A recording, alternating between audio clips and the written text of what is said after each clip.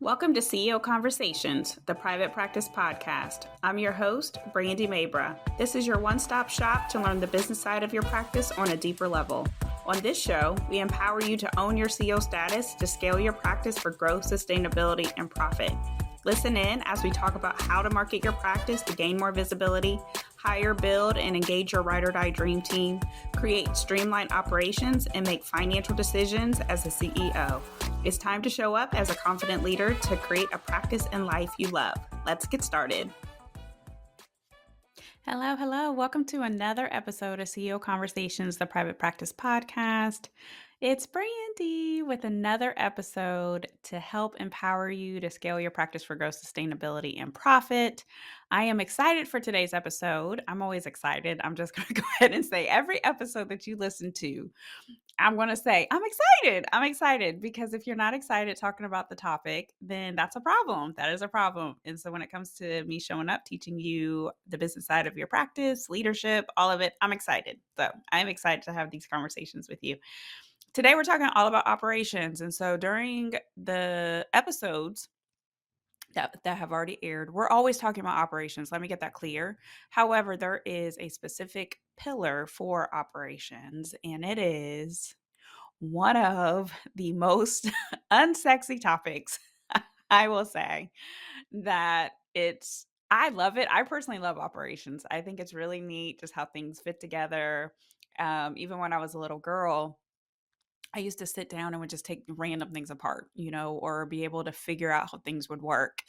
And so fast forward to me today, I'm doing the same things. It's part of the reason why I've been able to go into practices, fix what's broken. I'm able to identify, that's not working. That's not working. You probably need to fix that in a rather quick way because I love thinking about like, how do things fit together? I love being able to put together puzzles.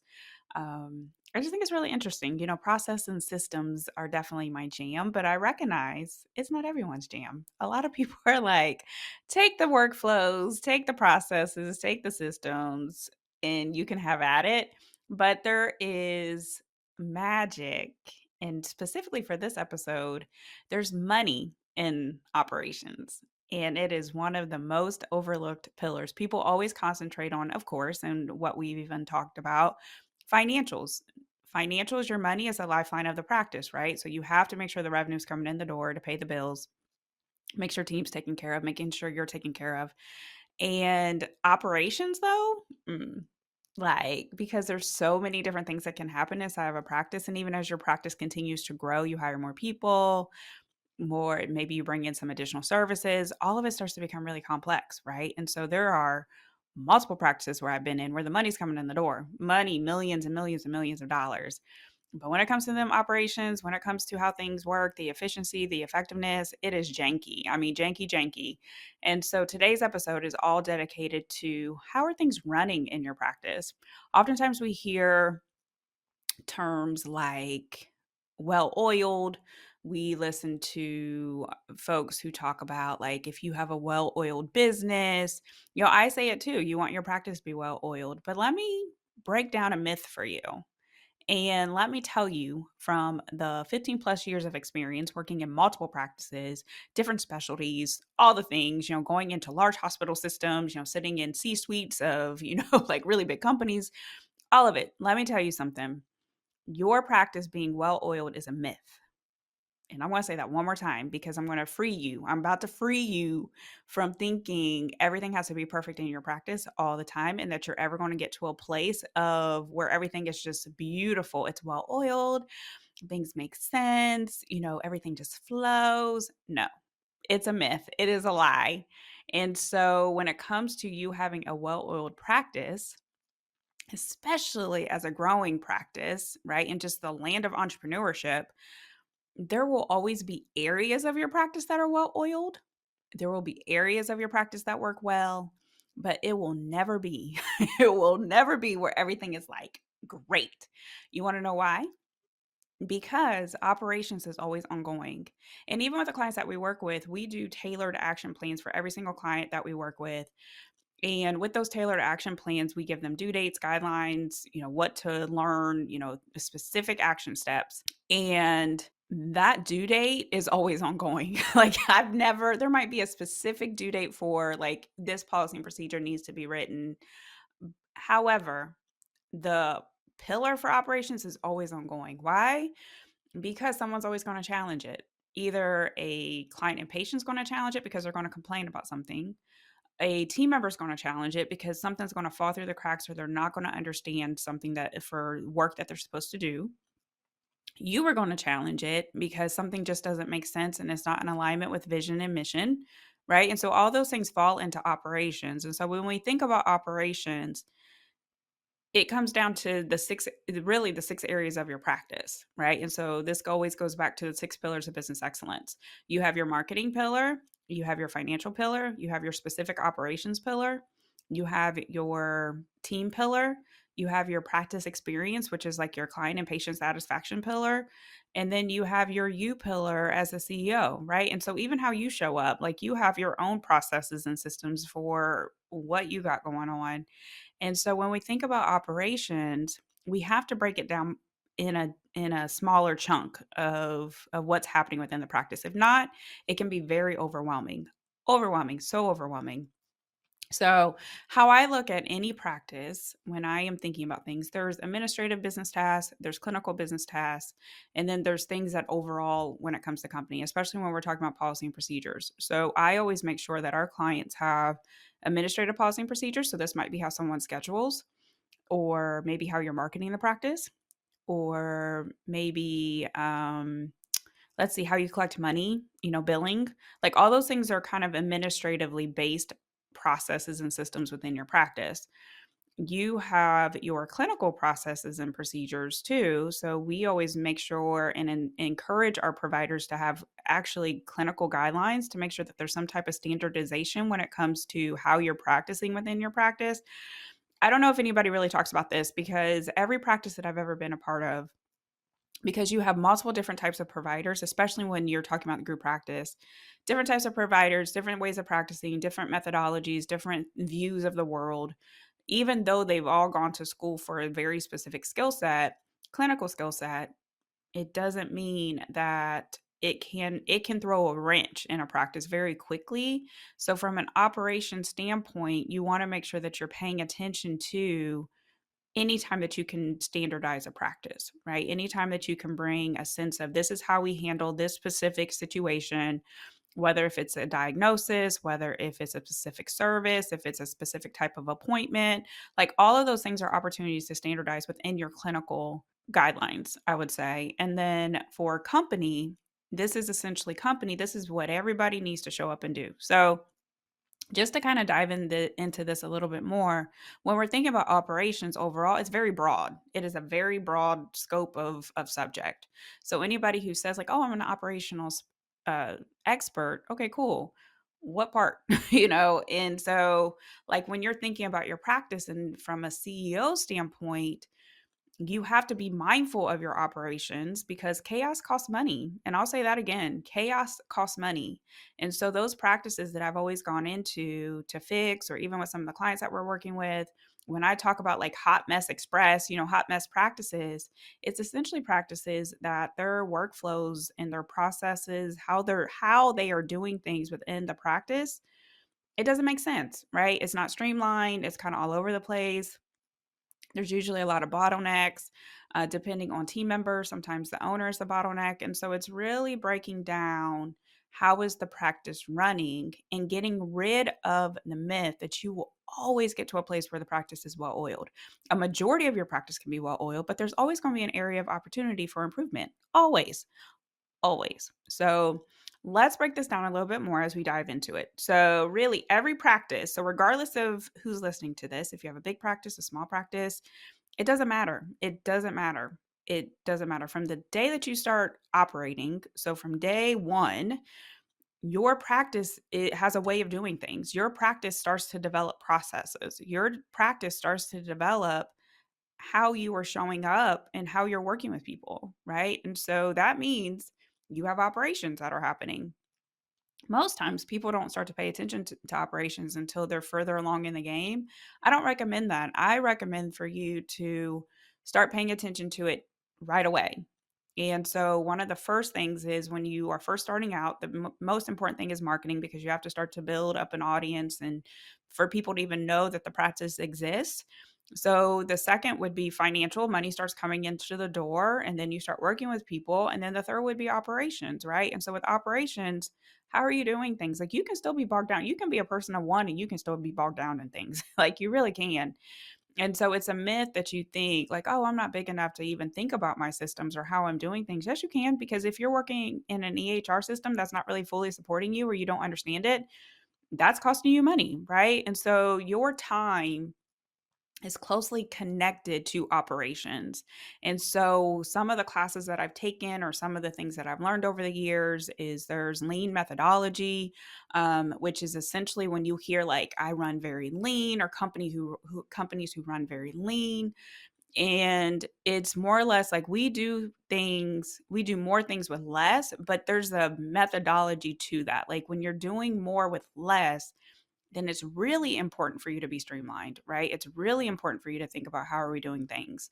Because at some point, especially because we're in healthcare, sometimes you might need more people, right? And so there might be definitely when we're thinking about AI, when we're thinking about automation, those things need to be incorporated inside of your practice for sure. One of the biggest things that I see right now and where people get held up is like they think, "Oh, AI is just going to help me do my whole job." No, that's not true. Because the way even where AI is now, it's helping you be more productive. It's saving you time, but it still requires a person, right? It still requires a human touch, either to go back and reread it. Let's use Chat GPT as an example because now it's like being embedded in so many different like EHRs and helping with documentation and different things like that. And so when it comes to those things, you still have to overread it. You still have to make sure that it makes sense. You still have to have an expertise in order to know that isn't right, right? Or this could be said a different way. So there's benefit to it when it comes to automation or even artificial intelligence. However, it still requires a human capacity to it too. Same thing with automation. One of the biggest things is, and one of the biggest myths around automation, I'm just going to incorporate automation and it's just going to do everything for me. Yes, you can save money with automation. Absolutely. You can definitely even replace a person with automation. However, don't think for 1 second that you're not going to have some type of person to oversee that automation. Glitches break, like there's glitches that happen all the time. Workflows break, integrations need to be fixed, right? And so I think we all have experienced where the tech is supposed to work. The problem is when the tech doesn't work, right? And so that's where having an expertise or identifying, yes, automation, we're going to leverage automation to make our practice more streamlined and efficient and effective, but it's never going to fully replace ever. Right. And so, even as people are like concerned with AI and taking jobs, sure, things will become more efficient. Things will be in a place where we might not need as many people. However, it will never be in a place where there's not somebody who has to oversee it, which is going to require a person.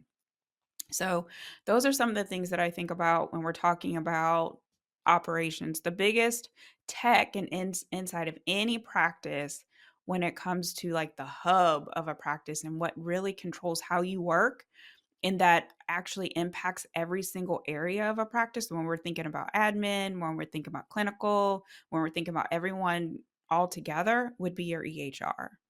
One of the things that I see is that folks stay in the same EHR when it's actually time to change, where maybe you need more functionality, you need more detailed reporting, you need more access to know what is working, what's not working to help you make better decisions as the owner. And so sometimes in the beginning stages, you can get away with like a very simple EHR system, but you do have to recognize like, okay, we probably need to make a change, right? And once we get bigger. So I start to find like once you have multiple providers, so 5+ providers, then there's usually sometimes where the EHR isn't working, right? Because you're not able to see everything that you need to see. The functionality again isn't on point. The automation, there's not that many automation capabilities within it. So all those things can definitely impact you as you were movement in your practice from an operational skill set. So when we are diving into just workflows, processes, and systems. Like, what does that mean? Because you hear that a lot. Like, what's a process? What's a system? What's the difference? Workflow. So, your process is how you do things.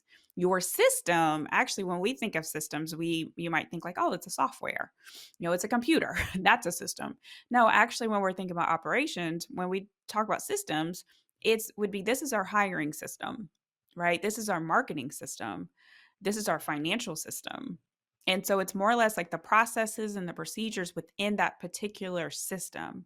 So when we break down, for example, your financial system, within that would be how money comes into the door, right? That's a procedure. How you bill, that's a procedure, that's a process. How you collect money after the service is done, that's a process. So when you start to pay attention to how many things happen on a daily basis within a practice, you could have hundreds of policy and procedures. I mean, tons, just depending on how deep you want to go. So there are books and manuals. Like, I was hired specifically to write a clinical manual for what was it, 8 site location, like, practice. So clinical guidelines for 8 sites. And it was a standardization of how folks needed to do things. That sucker was huge.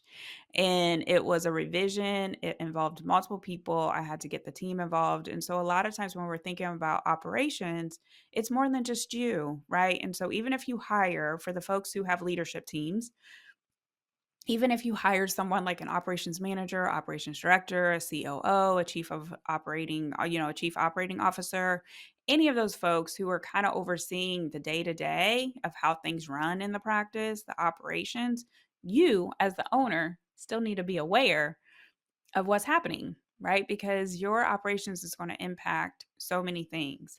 And so again, regardless of how big or small, it doesn't matter. Your processes and systems can either work for you or work against you. And so again, chaos costs money. So if you haven't written that down yet, make sure you write it down. And more times than not, again, operations can always be improved within your practice, whether it's an area. So let's say that your hiring processes are on point. When people get onboarded, things are amazing. So great. Everyone's trained up. It's so wonderful. But your marketing processes and systems or your workflows could be a hot mess. Nothing's written down. We don't know when we market if we go to an event. There's no checklist. There's no standardization for how we market, nothing. And so social media is just kind of a free fall. Like, there's no branding guidelines. There's no consistency when we're posting. Our email and newsletter just kind of goes out whenever. Like, all those things are operations, right? And so it's really important for you to pay attention for what needs to happen within your practice operationally and what needs to maybe be refined in your practice operationally. So there's 4 reasons to focus on operations, just to put a little bit of structure around this episode. So there's 4 reasons to focus on operations. Number 1, increase patient and client satisfaction. Your reputation, referrals, everything coming into the door is reliant on how well you serve. As your practice grows, things get bigger, things get more complicated. So is your risk for complaints. So is your risk for people to say, I didn't get this thing. Somebody was supposed to call me back. Or if it's where you might be doing medications inside of your practice, people may need a call to request medication refills, or to request certain test results, or to just get on the schedule. All of those things can become more complicated, which can all lead to patient and client dissatisfaction, which is going to impact your practice experience. So one of the number one reasons why to focus on how you are doing things and how well you're doing things and who is doing things within your practice is because of that piece. You always want, and one of the things that we work with our clients on is you want a practice of excellence. Excellence, not to say that it's perfect or everything is just, always amazing, but excellence. Like, if you strive for excellence, if you strive for making sure that the folks that you're here to take care of are taken care of and taken care of well, if you're always striving for that, then you're going to pay attention to when things fall through the cracks, right? You're going to pay attention to if you get a complaint. You're going to pay attention to maybe the root cause of why the complaint occurred, right? So it's increased patient satisfaction or client satisfaction, increased team satisfaction. One of the things, even going back to the examples of the, multiple practices I've been hired at this point in time to fix, one of the things that when we talk about retaining your team or keeping, especially in today's job market, is if things run well, if they feel productive, if they know that they have clear instructions, clear expectations for what is required for them to do the job, guess what? They're going to be happy. They're going to stay. Part of that is you identifying what's happening within the practice. People, high performers, when it comes to a team perspective, don't like to work in bad environments. We were on a call, our alumni call last week, and I talked to this because one of the things was I feel like I am sometimes like where you hire somebody, they don't make the cut and then you have to let them go. And I pushed up against that because when you have high performers in your practice, they want you to have a culture of accountability.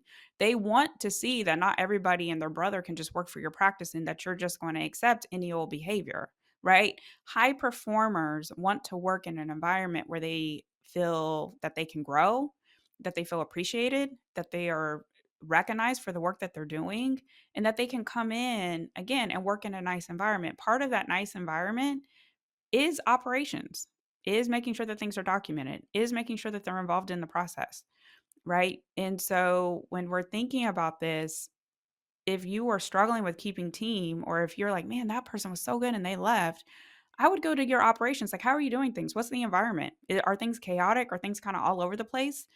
Because that is a huge dissatisfaction for a really high performer when it comes to your team. Number three, increase provider satisfaction, right? And so if you have providers, same thing. If they're high performing, if it's easier for them to do their job, if they're good with the EHR, if they like working, not everybody, I'll be honest, trying to set the expectation everybody's going to love the EHR. Okay, it depends. But if they still feel that they're productive and that things make sense, things are written down, the team is on the same page, if they are recognizing if someone needs to be called back, easier to get people on the schedule, like all of that is going to help with that satisfaction, which means that you're going to be able to keep your providers longer too, right? In order to make sure that you're able to make more money, like all these things, which all ties into, again, team satisfaction, patient satisfaction, client satisfaction, like all of it is connected and it's very closely linked to operations. Number four is going to save you time, money, and resources. Let me tell you, especially in today's time, like you want to make sure that the money's coming in the door, the money is being actively used within the practice to do what it needs to do. You don't want to lose money because of chaos. You don't want to lose your money because of a process. You don't want to lose money because something's not documented, right? Or something's not clear. That's the other thing. You could write something down. You can have a policy and procedure. You have policy procedures all day long. It doesn't necessarily mean that it makes sense. It doesn't need to be refined and that it's clear to the person who is reading it. So it's important for you to recognize that you have to spend time in this pillar. So one of the things that we do have our clients do is to have a operations meeting, especially if they have leadership team where they are sitting down talking about like, how are things running? Are there any opportunities for improvement? Are there any policy and procedures that we need to work on? For the folks who are actually working on policy and procedures and actively trying to get things documented, I recommend having a dedicated working meeting where you are just actively writing policy and procedures. It doesn't necessarily have to be you as the owner, but it can be where you are giving that guidance, especially in the beginning. And especially if you don't have like an operations person or a strong person who recognizes where maybe there's bottlenecks or maybe when policy and procedure is needed, then it's important for you to have time blocked off for you to do that, for you to actually complete the work. Because if not, everything will take over. Because remember, operations is probably the most unsexy thing, but it's one of the most important things that will save you so much time, so much frustration, and truly will allow for your practice to run without you. So all this sexy stuff that we see, especially like, oh, I only work 2 to 3 hours a week, or oh, I'm able to take a vacation, or oh, I didn't get any phone calls. It's all in that operations pillar, and it's going to set you up for so much success. So really paying attention to and making the time to get things documented. Involve your team too. Like it doesn't have to be everything you as the owner. especially if you're not the one doing it. So if you're not scheduling all the appointments anymore, have your admin help, right? You guys can still sit down together. Same thing if you have a practice manager, make sure the practice manager is getting with the right folks. Most time the experts of the process or the procedure is the person who's actually doing it. In the beginning, it might be you where you're having to write things down or capture what you're doing, especially if you're getting ready to hire. But it doesn't always have to be you. You are more or less there to maybe oversee it, maybe to add some additional insight, provide some of your experience, or maybe something that's missing. But overall, it doesn't have to be you doing the work. But you have to make sure that your team is making time to do it and that you are making time to do it as well. If not, it's going to fall to the wayside because everything else will seem like it's more of a priority when truly getting things documented is going to be your best friend. So those are 4 reasons why paying attention to operations is important. Some ways to identify the problem, because I know this comes up. Well, how do I know if there's a problem? The money's coming in, Brandy. That's what I hear. The money's coming in. It doesn't matter. Your metric, your financial metric, the revenue, even profit is just one metric, right? That's just one metric. It doesn't necessarily mean that you have an overall healthy practice. When I think about a healthy practice, a sustainable practice, I'm thinking about the money piece, I'm thinking about the team piece, I'm thinking about workflows, like how the practice runs, like all of those things are important and it's going to dictate the overall health of your practice. So if you have revenue coming in the door, great. If you are profitable, awesome. It doesn't necessarily mean that your team is productive. It just doesn't, because you could have a team who is just in chaos and you could just be really great at managing your expenses, right? And so it's really important for you to recognize that data is important. So when you're thinking about identifying a problem, you start with the data, but you're also going to dive deeper into what are some other numbers that we need to pay attention to. So we have our practice performance dashboard that all of our clients get, and we've talked about it on past episodes. And we really make sure that you have numbers for the work that you're doing. So that way you can actually monitor the trends of what's working, what's not working, to make sure that you're moving the needle in the right direction, but also you're hitting your goals.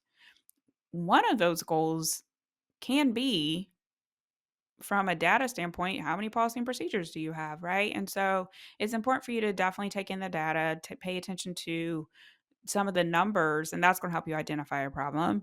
The second way to identify a problem is complaints. I talked to this when it comes to the satisfaction, like your patient client satisfaction. If you have a lot of complaints coming in, that's the number one way for you to know that there's a problem. There was a practice that I was hired to take over and to fix. And one of the things I started doing immediately was tracking complaints. So we had a call center. Everybody would call in to schedule their appointments. And so that was where we would document what are the complaints that are coming in. So the number one was like, I don't get a return phone call. Sometimes it takes multiple days for someone to get back to me. That was an opportunity for us to refine, guess what? Our scheduling process, our phone process, our callback process, our follow up process, like all of it, and to make sure that we were getting back to folks in a timely manner. And we were able to move it from 4 days to get back to somebody to we were mostly able to get back to most folks within 24 hours. How do we know that? Data, complaints. Even your compliments is a way for you to know how your practice is running. So it's important for you to pay attention to some of those things and to look at, okay, this is a problem. Every piece of feedback that you get is an opportunity for improvement.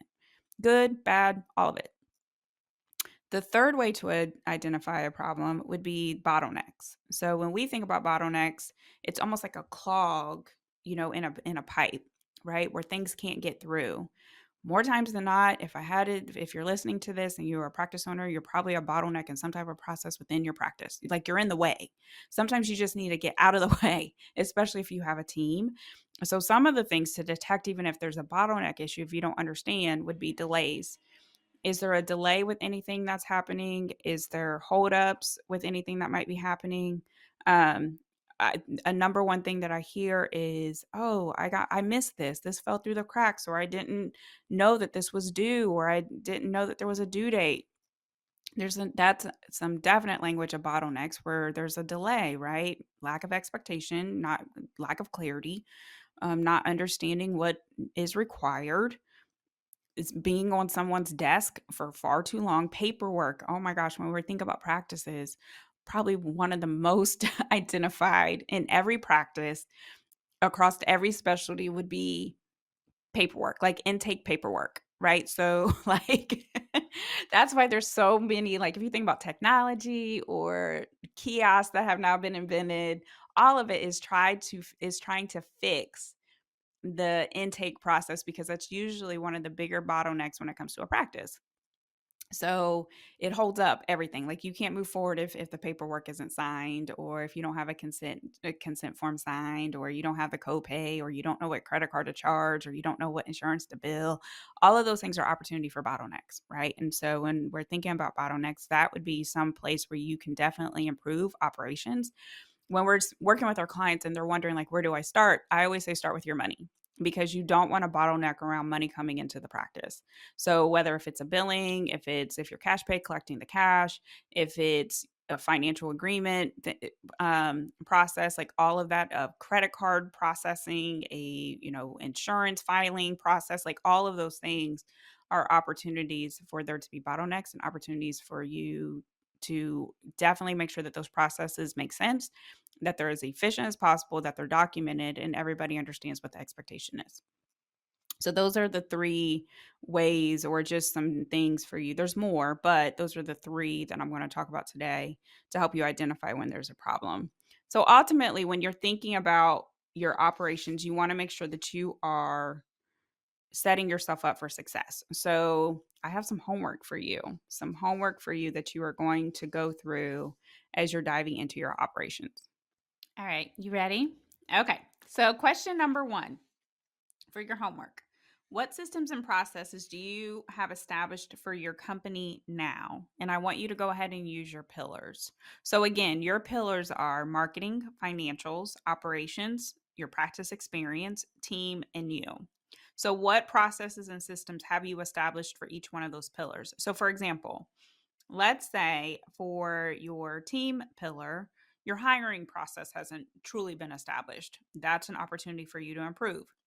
Maybe your marketing processes and systems haven't been established or documented. That's an opportunity. So, what processes and systems do you have established now? So, go ahead and write things down. So, for marketing, financials, operations, client experience, team, and you, and it's going to help you to establish where your opportunities are to do some things different, and maybe some things that you need to work on. Number two, what systems and processes do you need to implement? So, going back to using those same six pillars, what I just said, maybe there might be some opportunity in your team pillar. There might be some opportunities in the um, marketing pillar. There might be even, most times, there's always opportunity for you, you as the owner. And so, you are your own operational setup. So, if you are burnout, if you're tired, if you feel like you need to incorporate more days off, if you need to give yourself more thinking time, more CEO time to strategize, to really think about mission and vision, all of those things are going to fall into that U pillar too. So you want to make sure that you're thinking about those two things. So that's two questions that you can definitely use to help you get some additional clarity when it comes to the practice and how things are flowing within the practice. Another question would be, what systems and processes do you think you need to change? So again, it's all building on each other when you're thinking about your systems. What tech resources do you need to add or change? So this is going to allow for you to think about, do we need a new AHR system? Have we outgrown it? Are we using it the most? It surprises me how many people don't have access to their support or talk to their support system that's affiliated with their EHR. There's usually a boatload of resources that you can definitely leverage when it comes to your EHR. So making sure that you are thinking about, are we leveraging our tech resources? Is there anything we need to add or change? Number five, what opportunities are there to eliminate, automate, or delegate processes? Especially as the practice grows, you're going to find, like, oh, we've always done it this way. I don't know. And then your team won't even know why they do things. Well, when I first started, 2 years ago, we've always just done it this way. This is how I was trained. And those are killers to a practice. Those are killers when it comes to your operations, your processes, your systems. This is where chaos starts to cost money. This is where you start to lose money. So you always want to start to think about, why are we doing things? Do we still need to continue this way?